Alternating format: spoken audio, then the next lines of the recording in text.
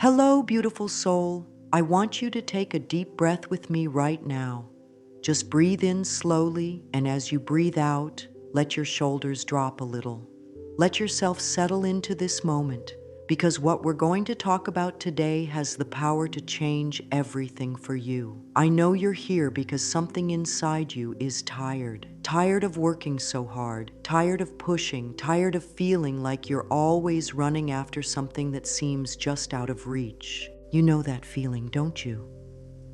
That constant sense that if you could just try a little harder, work a little more, push a little further, then maybe, just maybe, you'll finally get what you want. Maybe it's love you're chasing, or money, or success, or peace, or healing. Whatever it is, I want you to know that I see you and I understand how exhausting it feels to always be reaching for something that feels so far away. I've been where you are. I've felt that ache in my chest when I wanted something so badly that it hurt. I've spent nights lying awake, wondering why things had to be so hard, why I had to work so much just to feel worthy of the good things in life. And I've learned something that I want to share with you today, something that changed my entire relationship with desire and receiving.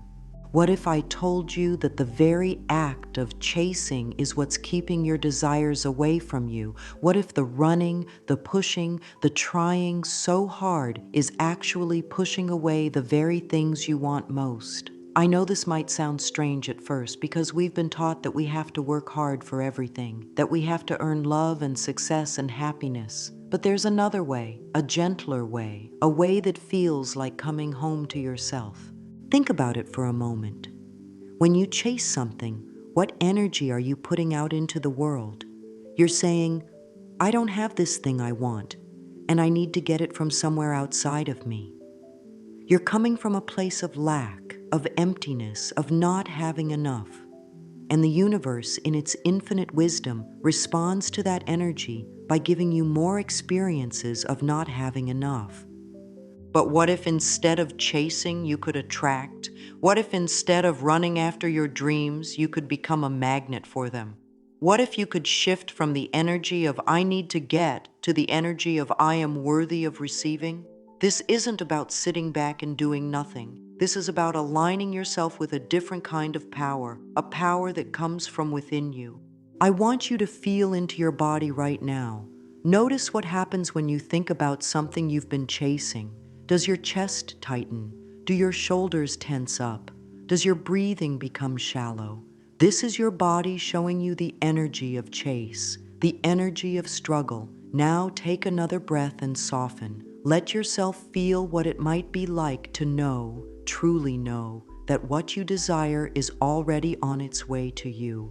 Feel the difference in your body. This is the energy of attraction, the energy of allowing. You are not broken, and you are not doing anything wrong.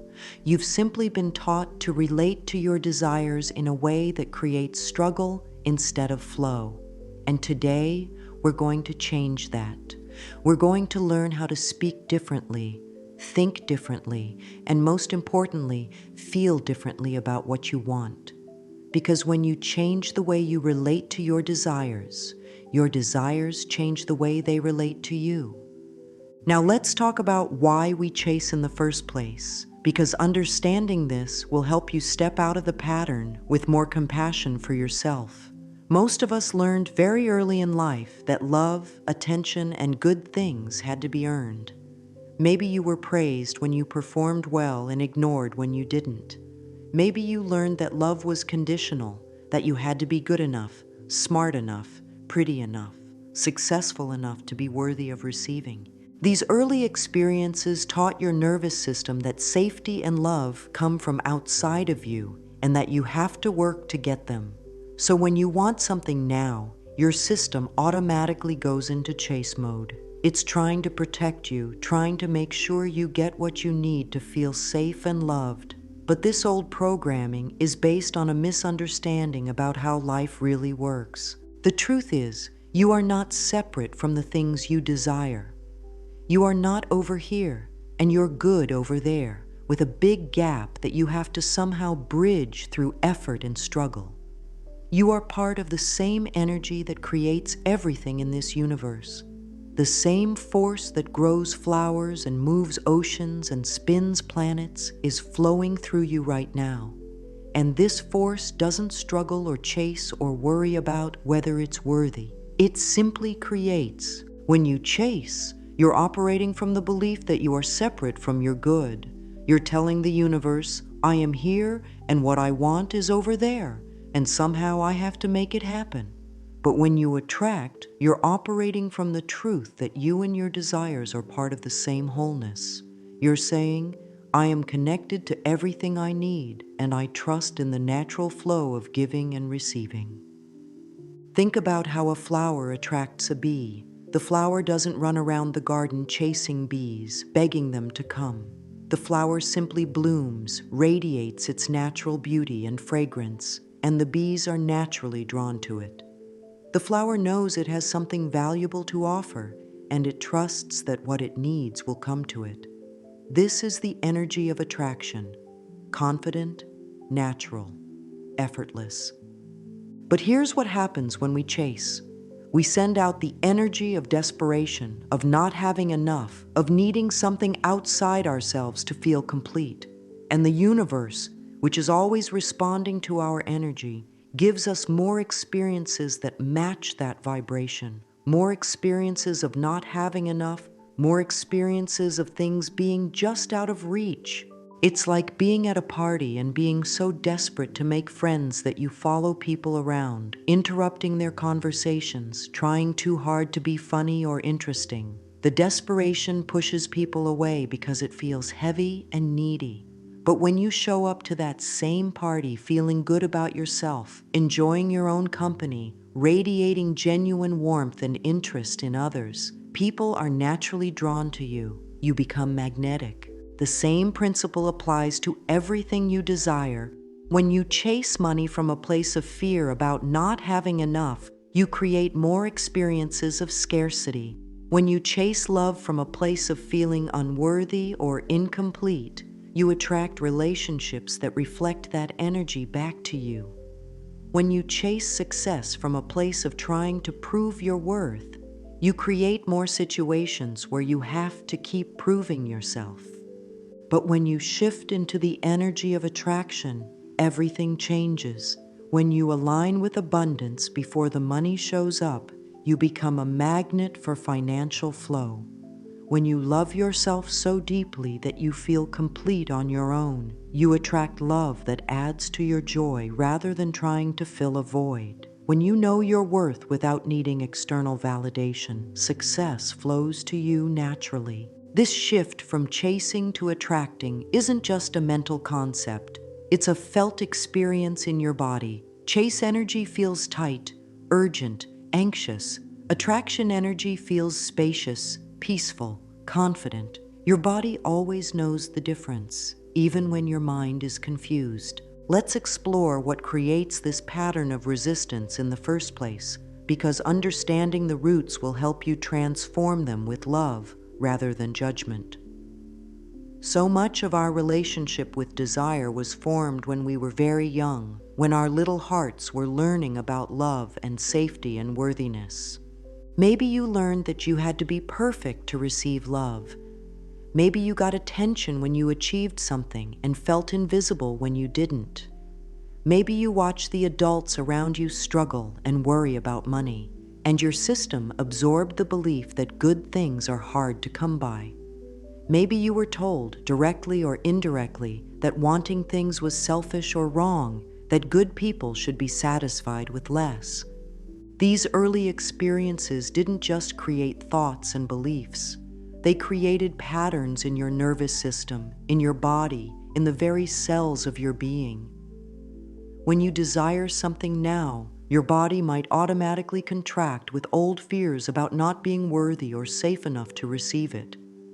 Your nervous system might go into fight or flight mode, as if having desires is somehow dangerous.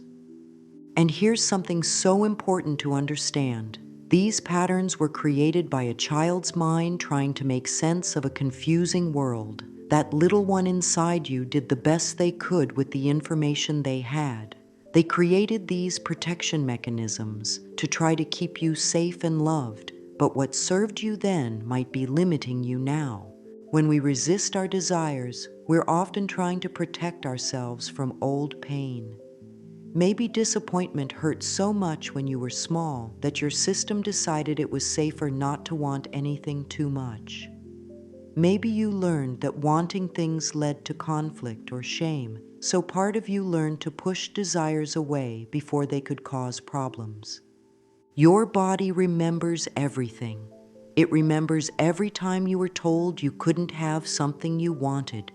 It remembers every time your desires were dismissed or criticized. It remembers every time you felt the pain of wanting something that seemed impossible to reach. And now, when you desire something new, your body might tense up with all those old memories, trying to protect you from experiencing that pain again. This is why changing your relationship with desire isn't just about changing your thoughts, though that's part of it. It's about healing the places in your body where old pain lives. It's about letting your nervous system know that it's safe to want, safe to receive, safe to be magnetic and open to your good. The beautiful thing is that your body also remembers every moment of joy, every time you felt truly loved and safe, every experience of natural flow and ease. These positive imprints are there too, waiting to be awakened and strengthened. When you begin to heal your relationship with desire, you're not just changing patterns of resistance. You're coming home to the natural state of openness and receptivity that was your birthright. Sometimes people think that healing means we have to dig up every old wound and analyze it to death. But that's not how energy works. Light doesn't fight darkness. It simply shines and darkness dissolves. Love doesn't battle fear. It embraces fear with such tenderness that fear transforms into trust. When you approach your patterns of resistance with curiosity and compassion rather than criticism, they begin to soften naturally. Your resistance isn't your enemy, it's a part of you that learned to protect you, and it deserves your gratitude and love. When you honor the wisdom of your protective patterns while gently inviting in new possibilities, transformation happens with much more ease and grace. Think about how a flower bud opens. It doesn't force itself to bloom. It doesn't criticize itself for being closed. It simply receives the warmth of the sun, the nourishment of the rain, and opens naturally when the time is right. You can heal in the same gentle way, allowing old patterns to soften and new ways of being to emerge organically. Now that we understand why we learn to chase and how resistance lives in our bodies, let's talk about the most beautiful shift you can make in your entire relationship with life. Instead of chasing what you want, you can become it. Instead of trying to get something from outside yourself, you can cultivate it within yourself first. This isn't just a pretty idea or wishful thinking. This is how the universe actually works.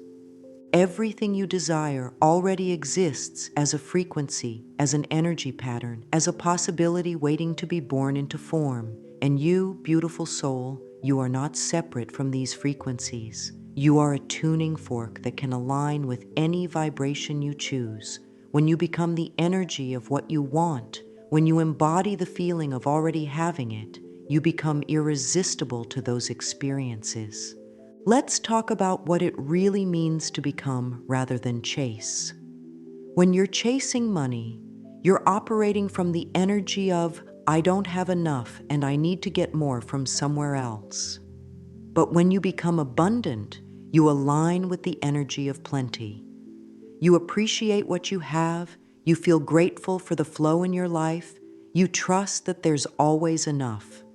And from that energy of abundance, more abundance flows to you naturally. When you're chasing love, you're coming from, I'm not complete without someone else and I need to find the right person to make me whole. But when you become love, you fill yourself up with so much self-appreciation and care that love radiates from every cell of your being. You become so magnetic in your self-love that others can't help but be drawn to the warmth and light you emanate. When you're chasing success, you're operating from, I need to prove my worth through achievement. But when you become successful in your own mind and heart first, when you acknowledge your inherent value and celebrate your unique gifts, success becomes a natural expression of who you are rather than something you have to earn. This shift changes everything because it moves you from the energy of lack to the energy of wholeness. Instead of being a person who needs something, you become a person who has something valuable to offer. Instead of being empty and trying to fill yourself from outside sources, you become full and naturally overflow with good things. Your energy field is like a radio station, constantly broadcasting a signal into the universe. When you're chasing, you're broadcasting lack, need, desperation, not enough. When you're being, you're broadcasting abundance, wholeness, gratitude, plenty. And the universe, which is always listening to your signal, responds by sending you experiences that match your broadcast. The beautiful thing about this shift is that it feels so much better in your body. Chase energy creates tension, anxiety, a sense of urgency and strain. Being energy creates relaxation, peace, a sense of flow and natural rhythm. Your nervous system knows the difference immediately. When you align with being rather than chasing, your body sighs with relief because it recognizes this as your natural state. Think about a tree in your favorite park. The tree doesn't chase sunlight. It simply reaches toward it naturally. It doesn't chase water. It sends its roots deep and trusts that nourishment will come. It doesn't chase the seasons. It flows with them, knowing when to bloom and when to rest. The tree becomes fully what it is, and in that becoming, it receives everything it needs to thrive. You can live like this tree. You can stop chasing your good and start becoming it. You can trust that when you align with the energy of what you desire, when you become a vibrational match for your dreams, they have no choice but to find their way to you. This isn't magical thinking. This is understanding how energy works in a universe that is fundamentally supportive and abundant. When you make this shift from chasing to being, you'll notice that opportunities start appearing that you never had to create through force or struggle. People will offer you exactly what you need at exactly the right time. Resources will flow to you in ways that feel almost miraculous. This is what happens when you stop swimming against the current and start flowing with the river of life. Now, let's talk about the specific words and phrases that can transform your entire experience of desire. The language you use, both out loud and in your mind, is incredibly powerful. Words are not just sounds or thoughts. They are vibrations that shape your reality.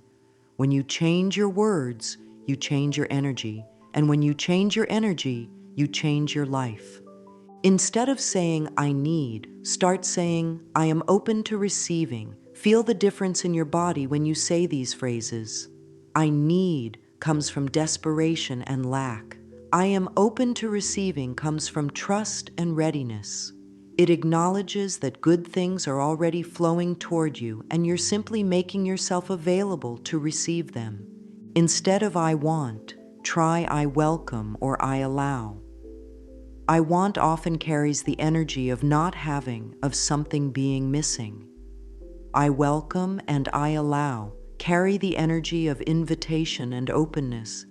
You're not grasping for something outside yourself. You're creating space for it to enter your life naturally. Instead of I hope, say I trust or I know. Hope can sometimes carry doubt, a sense of maybe it will happen, maybe it won't. Trust and knowing come from a deeper place of certainty. They acknowledge that what you desire is already on its way, and you're simply aligning with divine timing. Instead of, I'm trying to manifest, say, I'm allowing or I'm receiving. The word trying implies effort and struggle. Allowing and receiving imply flow and ease. You're not forcing something to happen. You're letting it happen through you.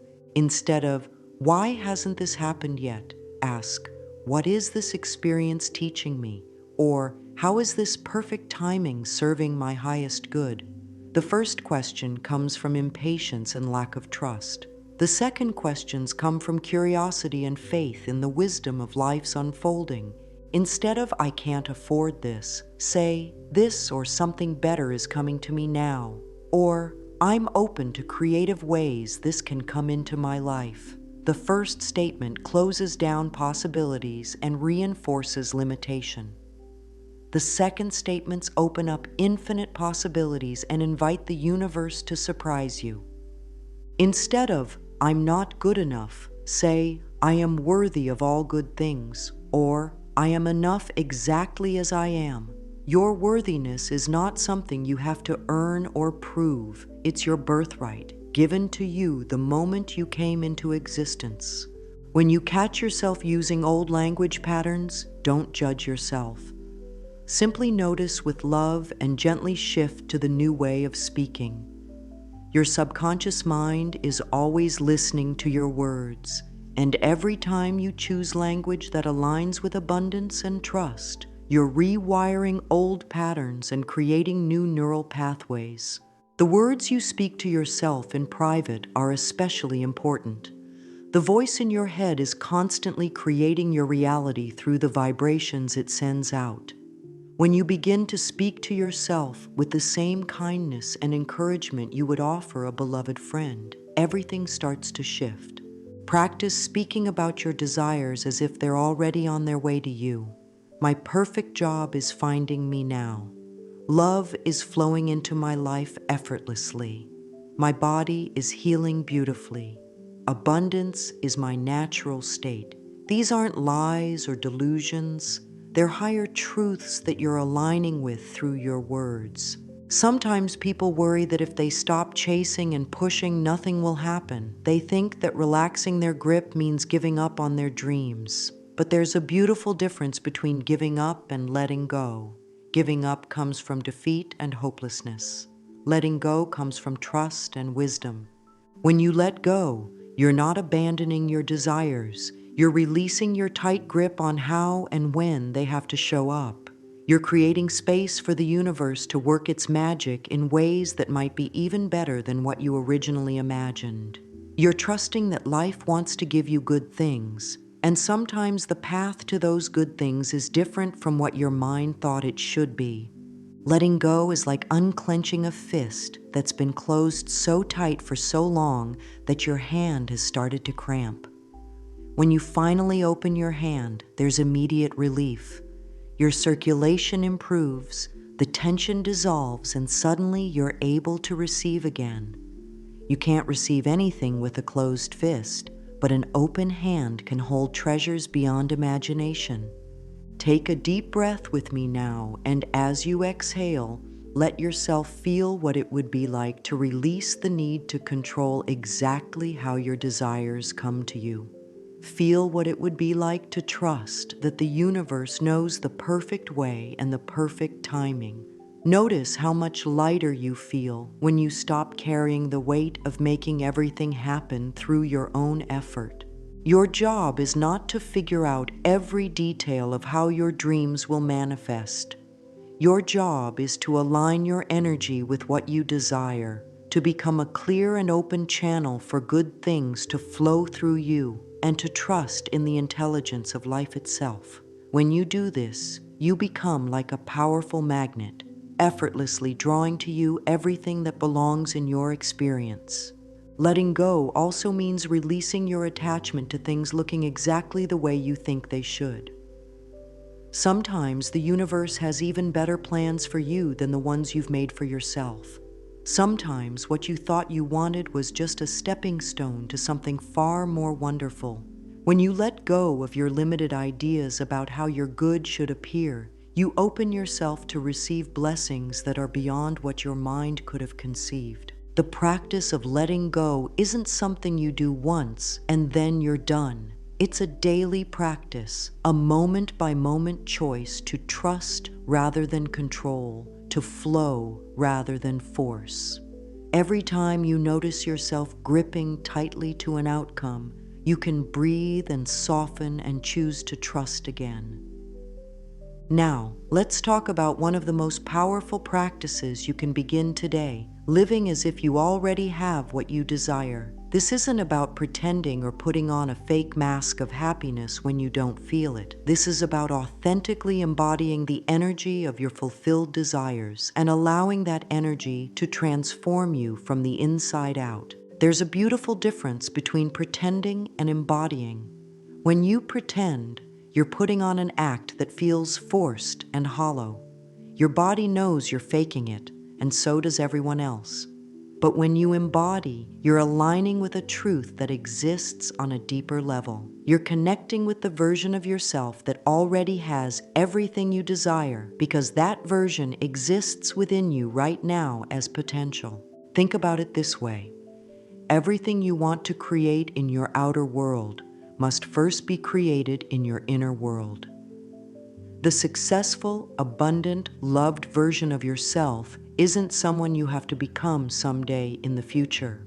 That person exists right now as a frequency, as an energy pattern within your own being. When you begin to live from that frequency, when you allow that energy to express itself through you, your outer world begins to rearrange itself to match.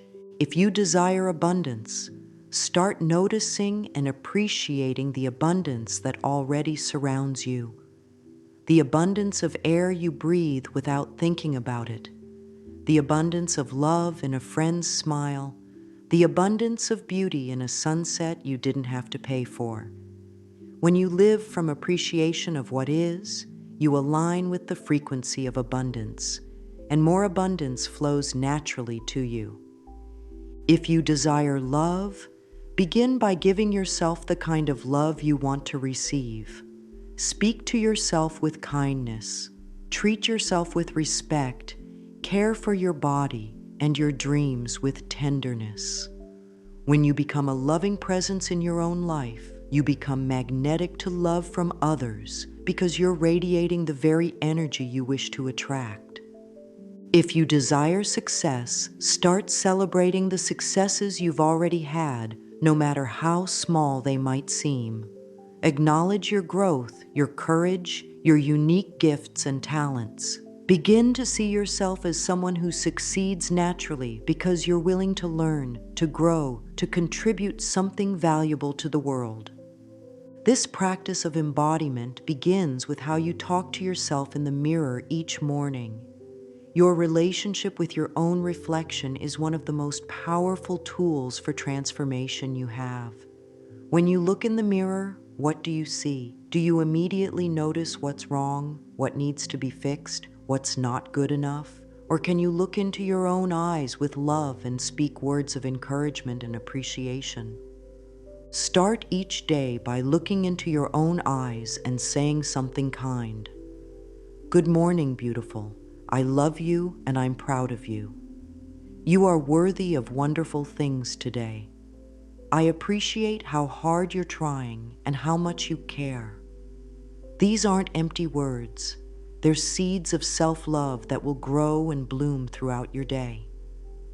Your mirror can become a sacred space where you practice seeing yourself the way the universe sees you, perfect, whole, deserving of every good thing. When you begin to love and appreciate yourself in this deep way, you naturally begin to carry yourself differently. You speak differently. You make choices differently. You allow people to treat you differently. You embody the energy of someone who knows their worth. The key to authentic embodiment is to start small and build gradually. You don't have to transform overnight. You can begin by embodying your desires for just a few minutes each day, and then gradually extend that time as it feels natural and comfortable. If you want to embody abundance, you might spend 5 minutes each morning appreciating the abundance in your life. Really feel grateful for your home, your food, your relationships, your opportunities. Let that appreciation fill your body and radiate out through your energy field. If you want to embody confidence, you might practice standing tall, speaking clearly, and making decisions from a place of self-trust. Notice how it feels in your body to move through the world as someone who values themselves and expects to be treated well. If you want to embody peace, you might practice breathing deeply, moving more slowly, and responding to challenges from a place of calm centeredness rather than reactive stress. The beautiful thing about embodiment is that it feels good. When you align with the energy of your fulfilled desires, your body relaxes, your mind becomes clearer, and your heart opens. This is your natural state, and your entire being sighs with relief when you return to it. Trust and divine timing go hand in hand with this practice of embodiment. When you truly trust in the intelligence and love of the universe, you can relax into the perfect unfolding of your life. You can release the anxiety that comes from thinking you have to make everything happen according to your timeline and your limited understanding of how things should work.